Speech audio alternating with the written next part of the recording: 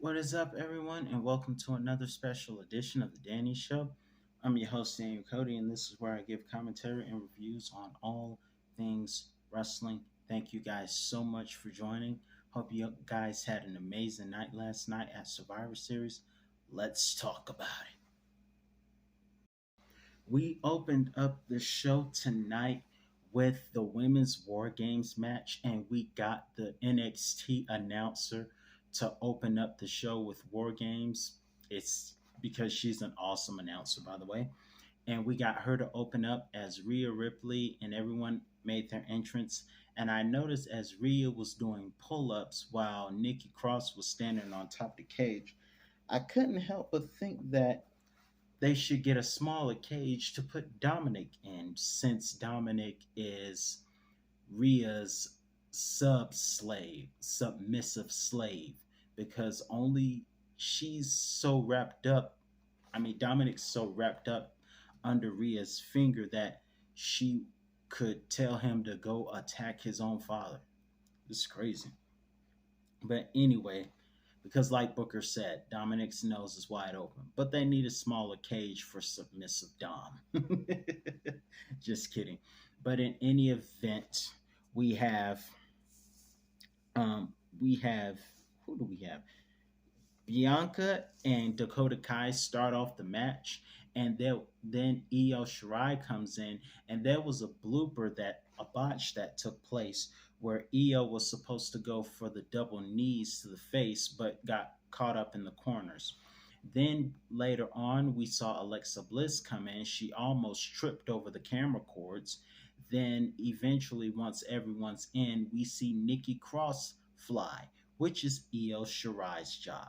Eventually, we saw Io Shirai do the moonsault from the top of the cage, because you can't have Io in a War Games and not have her do some amazing stunt. It's not War Games without that. But in any event, Becky entered last, and boy, did she make an impact. And the other half of the four horsewomen, Bailey, aka Michael Cole's girlfriend, because Bailey likes Michael Cole. That's why Bailey is so mean to Michael Cole. Bailey, for such a heel, gives the people what they want by bringing in steel tables, wooden tables. Nikki Cross was booed until she brought in weapons. So it's funny to see some of the heelish wrestlers getting over with the crowd and making the crowd happy by bringing in weapons. Nonetheless, near the end, we would see Becky Lynch do an amazing senton from the top of the cage onto the evil indeed Sky and Kai through a table for the win. And this all came about when Bianca asked Becky, while in Ireland, to get on a jet to come assist her in the War Games. And it's perfect, since it was damage control that injured Becky Lynch in the first place. So let's get to the next match. Also, before we get into the next match, let me just say in a very humorous matter that when Asuka blew the mist into Rhea Ripley's face, Rhea looked more like a black metal star after that. And also, that first match, again, very amazing. Let's get to the next match of the evening, which is Finn Balor versus AJ Styles. Both men wearing their special masks tonight. Love the mask on AJ Styles. Love the reference to the Georgia Bulldogs that Corey Graves made, because, fun fact, AJ Styles is a Georgia guy, kind of like myself. In any event, great match between two of the Bullet Club leaders. It was very interesting, less than 10 minutes of the match, until Lockhold, and I have to say Lockhold with a capital C to be PG, but Lockhold Dominic interferes in the match, and the OC as well as the Judgment Day fight throughout the TD Garden, leaving these two, Finn Balor and AJ Styles, to go at it, with AJ and Finn Balor hurting his leg, which left him vulnerable to AJ Styles' calf crusher. And just like Brock Lesnar in 2017, Finn Balor bashed the back of AJ Styles' head to the mat just to escape. However, that wasn't enough to keep AJ Styles down. Eventually, we didn't see the coup de grace done successfully, but we did see a phenomenal forearm that was done with success in a dream match. We saw them face off once before at TLC with Finn Balor being the victor, and that was on my Finn Balor countdown. But this time it was AJ Styles and the forearm that would get the victory. The thing that I really appreciate about that match was this was a must win for AJ Styles because if you really look back, AJ has not won a pay per view or a premium live event, whatever you call it. He has not won a premium live event all year. Heck, he hasn't won a pay per view in over a year. So tonight was a very important night for AJ Styles, and I'm glad he won this match because he needed to win this match because his pay per view victories were in a drought. So thankfully, he won. The third match of the evening, we got Ronda Rousey versus Shotzi Blackheart. This match was, I don't know. It wasn't. It wasn't terrible. Let me get that straight. It wasn't terrible at all. It was a couple of interesting things that took place. One of the funny things that took place was that Shotzi, first of all, condolences to Shotzi because that match was dedicated to her father who had passed away earlier this year. But Shotzi did a crossbody onto Rousey, Shayna, and a few fans on the front row who I'm sure didn't mind. But the match in itself, I would say, is 2.5 stars. And there was a moment where I believe it was Shotzi who had a blooper or a botch, as they call it in wrestling, where she attempted an apron DDT, but it didn't go successfully. That's another botch from the women tonight, last night. But nonetheless, after a bit of some competition from Shotzi Blackheart, we got a match where Rousey went for a kick that sent Shotzi flying. Then we saw Rousey go for the Piper's Pit after she did that arm bar from the top, arm drag from the top, followed by a arm bar to tap Shotzi out. And with all due respect to them, that I think some people would consider that match the least interesting one. So much to the point that many fans were chanting, "We want Sasha." Because, fun fact, Boston is the hometown of Sasha Banks. And man, I'm gonna tell you, in my personal opinion, I miss Sasha and Charlotte and Naomi. I hopefully they both can come back soon. Also, Boston is somewhat of the hometown of John Cena, even though Cena is from a small town called West Newbury, which is a bit further from Boston. So two of the hometown wrestlers were not present that night. It would have been cool if they were.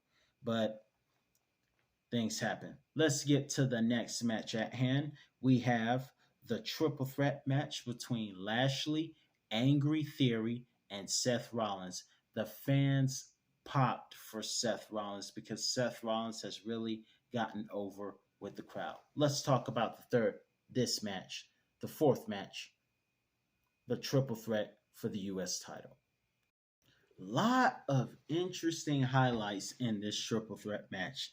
I mean, I've saw some things I've never thought I've seen before. You have the master lock on Seth while Austin Theory had them had Lashley in the sleeper hold at the same time. We saw a double master lock, now known as the Hurt Lock. We saw Angry Theory because he's been angrier and more aggressive ever since losing his money in the bank attempt.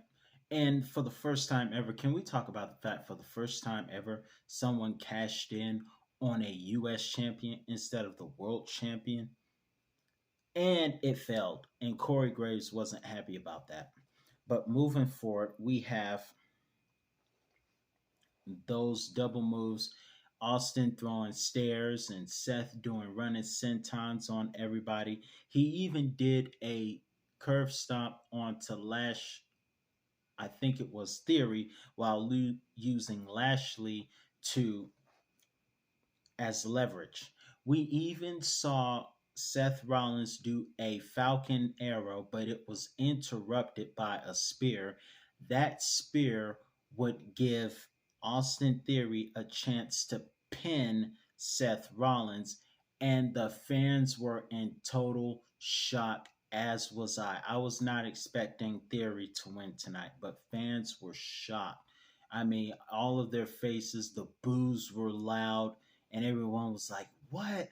I can't believe he won." My money was on Seth Rollins to win, and I was rooting for Seth to win, but Angry Theory has won this match. Now that Theory is champion again, do you think he'll go back to being happy and doing selfies, or is he going to say Angry Theory again? I don't know. We'll see what happens on Monday. But let's get into this main event. For this particular match, the men's main event, we had Samantha Irvin take over, and Samantha is an awesome announcer. The only thing I wish is that she would have been able to announce the Undertaker as he entered the ring, but Undertaker's retired by now. That would have been awesome. Samantha Irvin announcing the Undertaker. That would have been awesome. But like I said, he's retired. But she announced this one, whereas the NXT announcer did the women's match. Samantha did this one, and awesomely, by the way. So Jay and Butch, aka Pete Dunne, start the match. Then we saw later on Jimmy was gonna go in for the bloodline, but Roman, who's the only person allowed to sit, said, "No, Sammy, you go in." Sammy went in.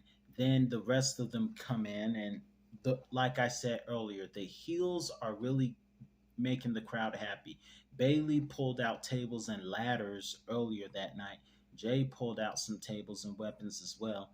They begin to fight, and after everyone else gets in, Samantha announces the beginning of War Games as Roman comes in as the last competitor.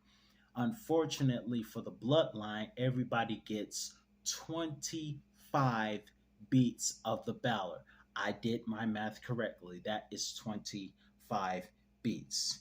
And Jay Uso accidentally kicks Sami Zayn, but they regroup with a 1D to one of the brutes, while fans are calling him a AW. No, an AH. I watched Rush Hour 3 when Jackie Chan was saying initials because they couldn't curse in front of the nun. So, after all those things happened, we got to see Drew McIntyre face off against Solo, who cost him the championship, and Cardiff Wells. Solo eventually put Drew through a table, and then Kevin Owens stunned Solo, and Roman speared him.